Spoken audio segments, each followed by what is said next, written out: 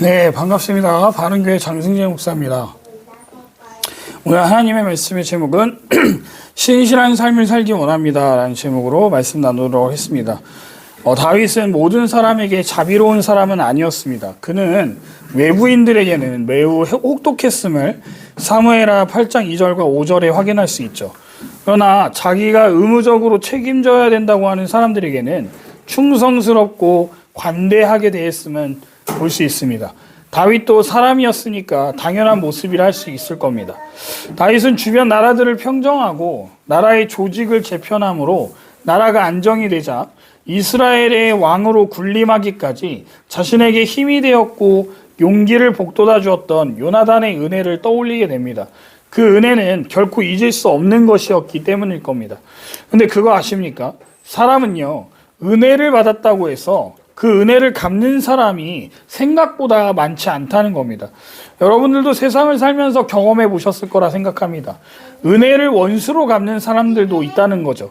그런데 다윗은 그렇지 않았다는 겁니다.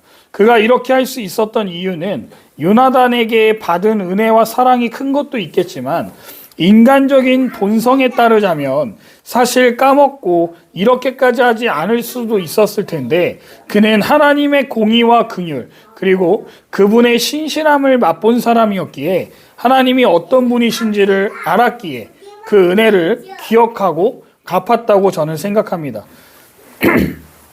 성경에서 언약은 굉장히 중요한 요소라고 할 수 있습니다. 하나님은 언약의 하나님이시기 때문입니다. 우리가 믿는 하나님은 한 번 약속하신 일을 절대적으로 지키시는 분이라는 겁니다. 그렇게 우리도 하나님의 속성을 받은 자로서 하나님의 마음에 합한 자로서 살기 위해서는 언약에 신실해야 합니다. 여러분들이 만약 하나님께 하나님 제가 이렇게 하겠습니다 라고 하셨던 것이 있다면 반드시 그것을 지키시기 바랍니다. 야곱도 형 에서를 피해서 삼촌 라반의 집에 가기에 앞서 베델에서 하나님을 만나고 그곳에서 서약을 한 경험이 있지 않습니까? 하나님이 자신이 아버지와 어머니가 계신 고향으로 무사히 돌아갈 수 있게 해주신다면 하나님을 자신의 하나님으로 모시겠다고 했던 그 약속을 기억하실 겁니다.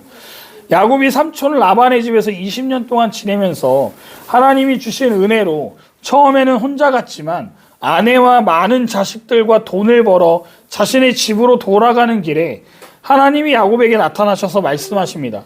네가 나한테 한 그 약속을 이제는 지킬 때가 왔다라고 말입니다.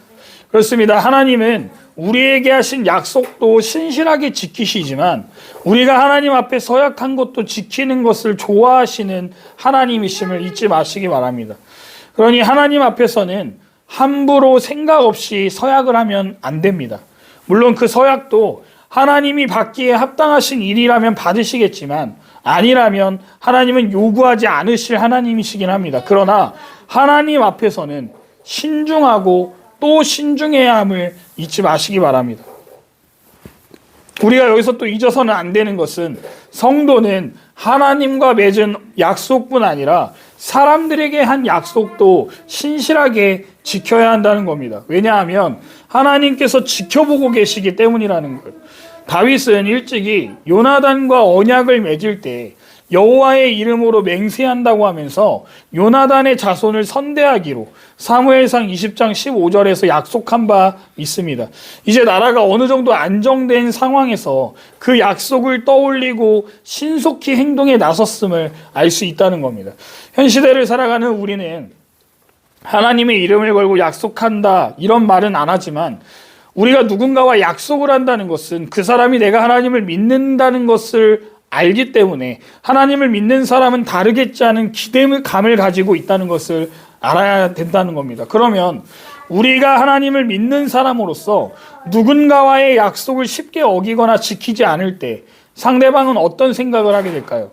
하나님 믿는다는 사람들이 되려 더 한다고, 약속도 안 지킨다고, 제가 믿는 하나님도 별 볼 일 없겠다라고 생각하게 만들 수 있다는 겁니다. 그러면 나로 인해 누가 욕을 먹게 되는 거겠습니까? 졸지에 하나님도 신실하지 못한 존재로 오해하게 만들 수 있다는 겁니다. 물론 하나님은 우리의 어떠함으로 그분의 전지전능하심이 없어지거나 사라지지 않습니다. 그러나 그분의 명예가 훼손될 수는 있다는 겁니다. 이건 십계명을 어기는 것과 마찬가지입니다. 내 이름을 망령되게 하지 말라는 말씀을 지키지 못하게 된다는 겁니다. 큰 죄인 것이죠.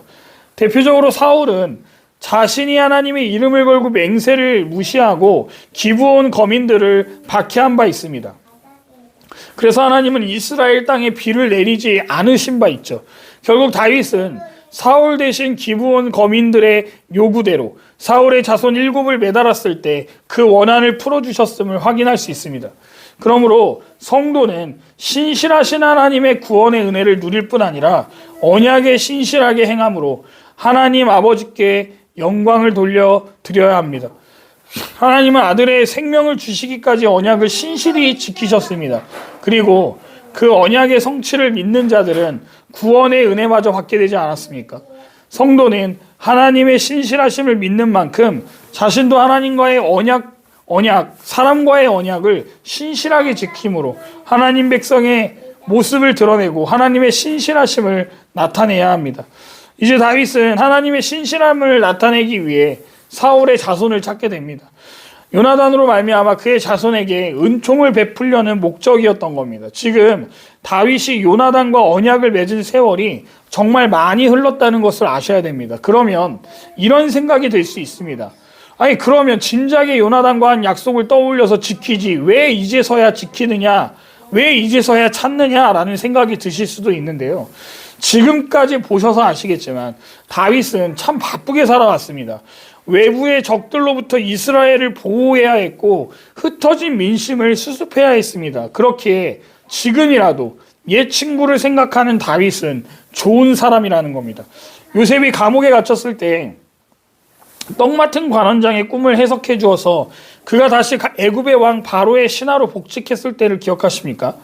요셉은 자신을 기억해 달라고 했지만 자신의 삶이 안정되니 요셉을 잊어버리지 않습니까?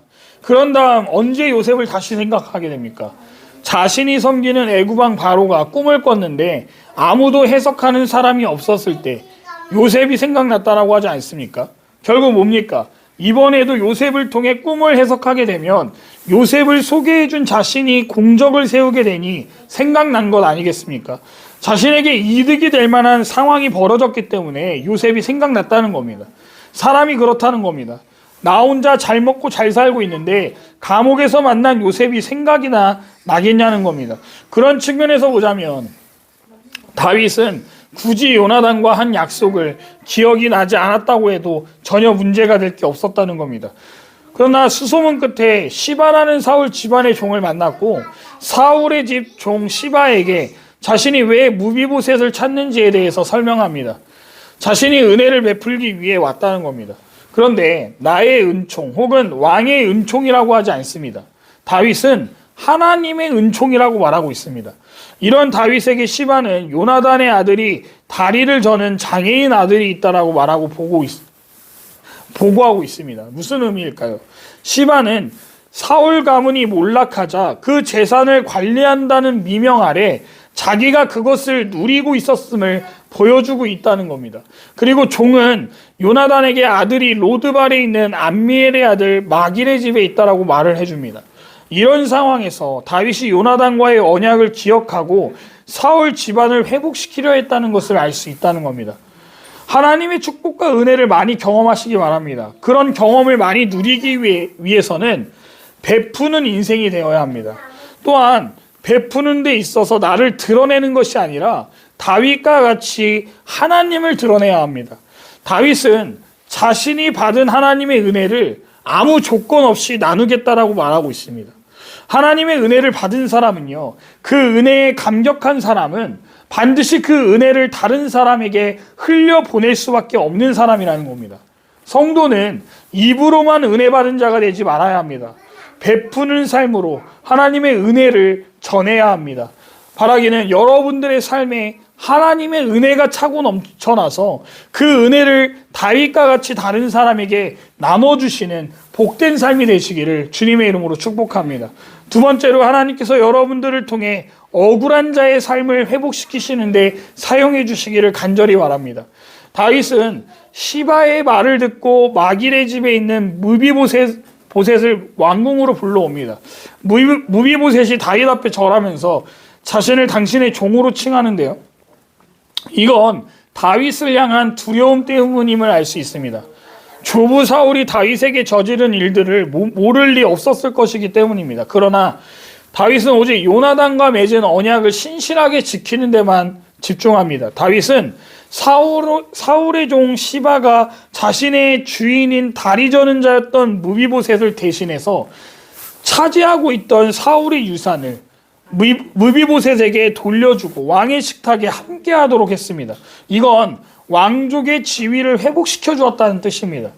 무비보셋은 다윗의 은혜에 감복했을 겁니다. 비록 요나단이 세상을 떠났지만 다윗은 그와 약속한 바를 그 아들에게 수행했고 억울하게 빼앗긴 재산도 회복시켜 줬습니다. 이처럼 성도는 억울한 자들의 권리를 되찾아주는 사람이 되어야 한다는 겁니다. 이런 사람이 바로 저와 여러분들이 되면 좋겠다는 겁니다. 하나님께서 여러분들의 삶을 통해 정직하고 신실한 삶을 살게 하셔서 세상의 질서와 정의가 바로 세워지는 통로가 되시기를 주님의 이름으로 축복합니다. 저와 여러분들이 하나님 앞에서 정직하게 살 때, 신실하게 살아갈 때 세상은 질서를 회복하고 불의한 자는 대가를 치르며 억울한 자는 회복되는 역사가 일어날 것이라 믿습니다. 그러니 하나님의 신실함을 믿는 만큼 하나님과의 언약, 사람과의 언약을 신실하게 지킴으로 하나님의 신실하심을 드러내시는 저와 여러분들 되시기를 주님의 이름으로 축원드립니다.